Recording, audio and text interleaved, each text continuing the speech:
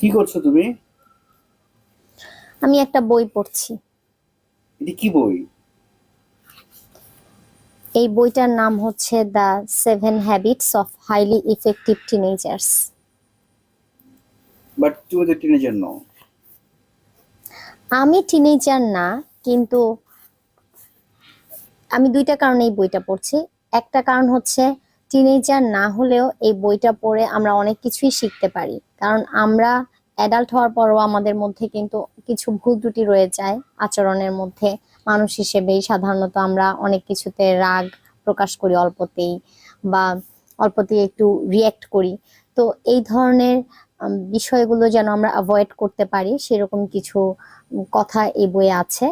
আর কথাগুলো অনেক সুন্দর এবং গোছানো ওয়েতে দেয়া আছে, এই জন্য পড়তে ভালো লাগে। এটা একটা কারণ। আর দ্বিতীয় কারণটা হচ্ছে আমি যেহেতু স্টুডেন্টদেরকে পড়াই, তাদের মধ্যে অনেকেই টিনেজার্স, এবং তাদেরকে আমার ডিল করতে হয় অনেক ওয়েতে।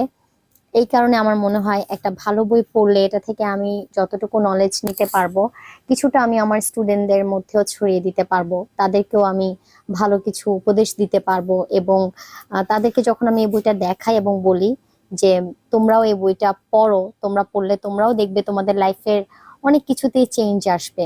যেমন প্রোঅ্যাক্টিভ হওয়া, পজিটিভ মাইন্ডের হওয়া, রুটিন করে চলা, শৃঙ্খলার মধ্যে থাকা, কাউকে কোনো কিছুতে দোষ না দেয়া। সবকিছুতেই দেখা যায় অল্পতে ওরা রাগ করলে হয়তো কখনো ওরা বাবা মাকে দোষ দিচ্ছে কোনো একটা ভুলের জন্য, বা ছোট ভাই বোনকে, বা টিচারকে।